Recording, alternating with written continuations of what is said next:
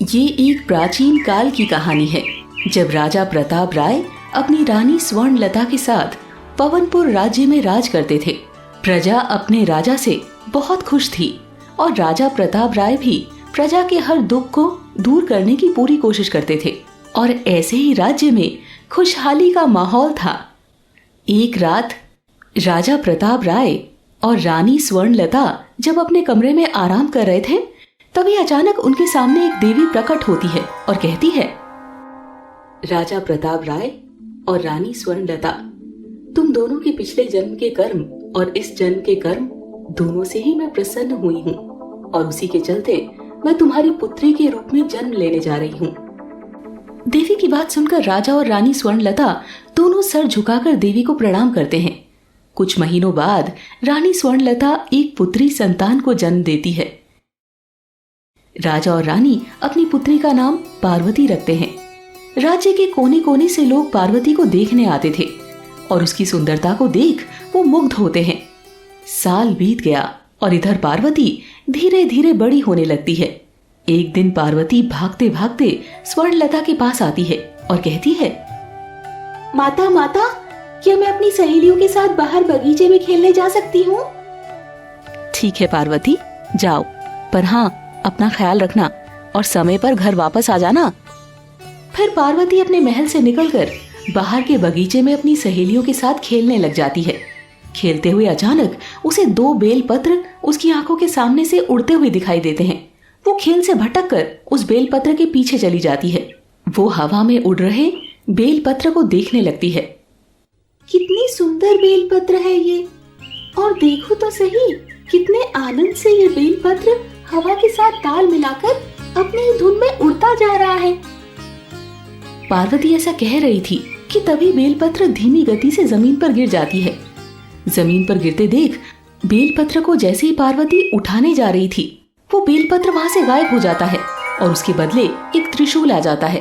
अचानक आए इस त्रिशूल को देखकर पार्वती डर गई और सोचने लग गई, ये तो एक त्रिशूल है, पर ऐसा अद्भुत त्रिशूल यहाँ पर क्या कर रहा है?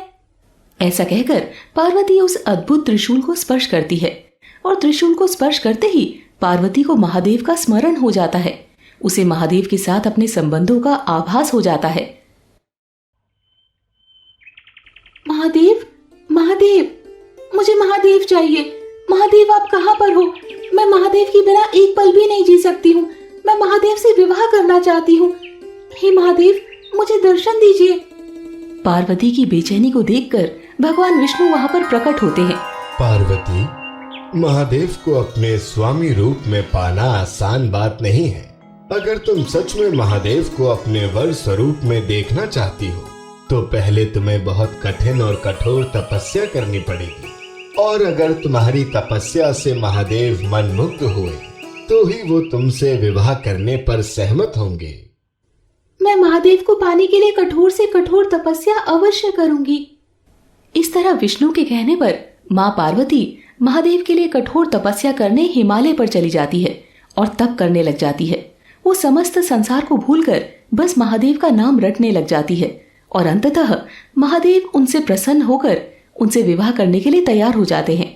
इसकी जानकारी सभी देवी देवताओं को मिलते ही उनमें खुशी की लहर दौड़ जाती है।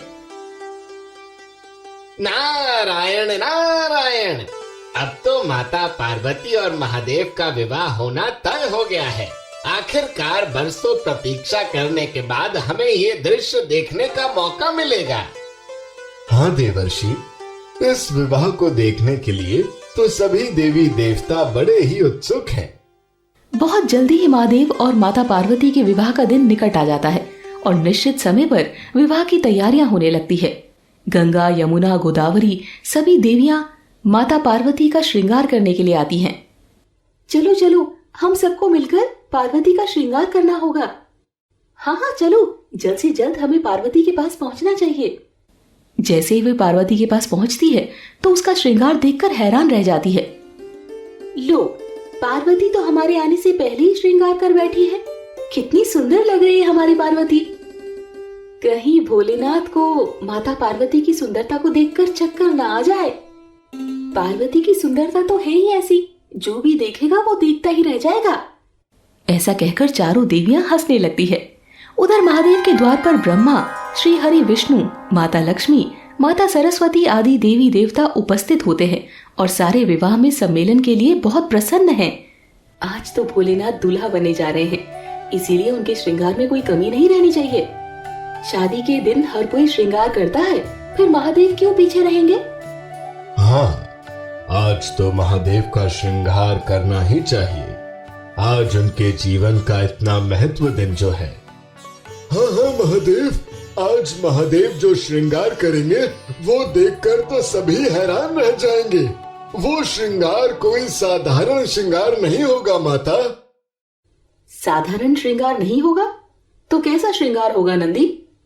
आज तो महादेव भभूत में नहाकर अपने अनोखे रूप में दिखाई देंगे। बस ये सुनकर सब हैरान हो जाते हैं। आज भी महादेव भभूत में नहाएंगे? पर विवाह के दिन तो विवाह जैसे श्रृंगार ही करना चाहिए। नंदी की बात सुनकर सभी देवी देवता सोच में पड़ जाते हैं। तभी वहां नारद आकर कहता है, नारायण नारायण, आज प्रभु महादेव का विवाह होने वाला है और आज ही महादेव दिखाई नहीं दे रहे। मेरी आंखें तो उन्हें देखने के लिए तरस गई हैं। कुछ देर बाद महादेव सभी देवी देवताओं और पीछे पीछे भूत प्रेत के साथ अपनी बारात लेकर आगे बढ़ते हैं। महादेव गले में नरमुंडों की माला धारण किए हुए हैं और शरीर पर भभूत मले हुए हैं। उनका ये अनूठा और अलौकिक रूप देखकर तीनों लोग चौंक जाते हैं। गाजे बाजे के साथ बारात राजा प्रताप राय के द्वार पर जा पहुंचती है। वहां भोलेनाथ का ये स्वरूप देखकर रानी स्वर्णलता बेहोश होकर गिर जाती है और होश में आते ही विलाप करने लग जाती है। हाय हाय, ये कैसा दूल्हा है? अपने ही विवाह के दिन पूरे शरीर पर भभूत मले हुए आया है। मैं ऐसे ही दूल्हे को अपनी कन्या कभी नहीं दूंगी। मैं अपनी कन्या की शादी ऐसे दूल्हे से नहीं करवाऊंगी। ऐसा कहते हुए स्वर्णलता विलाप करने लगती है और तभी वहां उसे समझाने के लिए राजा प्रताप राय, विष्णु और नारद आ पहुंचते हैं। आप ऐसे शुभ अवसर पर ऐसा क्यों कहने लगी महारानी स्वर्णलता? मैं महादेव के साथ अपनी पुत्री का विवाह कभी नहीं करवाऊंगी। वो तो भूतनाथ है, उनके साथ मेरी बेटी कहाँ सुखी रह पाएगी। ये सुनकर श्री हरि विष्णु स्वर्णलता से कहते हैं, स्वर्णलता, आपसे भूल हो रही है। आपको महादेव को देखने में भ्रम हो गया। एक बार महादेव की ओर दोबारा देखिए और फिर फैसला कीजिए। विष्णु सहित सभी देवी देवताओं और स्वयं पार्वती ने उन्हें ये समझाते हुए कहा और फिर वो महादेव के सुंदर रूप को देखकर प्रसन्न हो जाती है। आप सबने मेरी आंखें खोल दी। मैं तो सचमुच भ्रम में पड़ गई थी। अब मेरे मन में महादेव को लेकर कोई संदेह नहीं है और ना ही मुझे कोई संदेह होगा। जाओ जाओ, अब शादी संपन्न कराने की तैयारी में जुट जाओ। नारायण नारायण, अब तो इस विवाह के लिए महारानी स्वर्णलता भी तैयार है, इसलिए सबको विवाह संपन्न करने में लग जाना चाहिए। इस तरह सभी महादेव और माता पार्वती का विवाह कराने की तैयारी में लग जाते हैं और महारानी स्वर्णलता स्वयं वहां उपस्थित रहकर उनकी शादी संपन्न कराती है। उनकी शादी संपन्न होने के साथ ही महादेव की जय जयकार होने लगती है। हर हर महादेव, हर हर महादेव, हर हर महादेव। दोस्तों, आपको ये कहानी कैसी लगी? कमेंट करके जरूर बताएं। ऐसी और कहानी सुनने के लिए इसे लाइक और शेयर जरूर करें। धन्यवाद।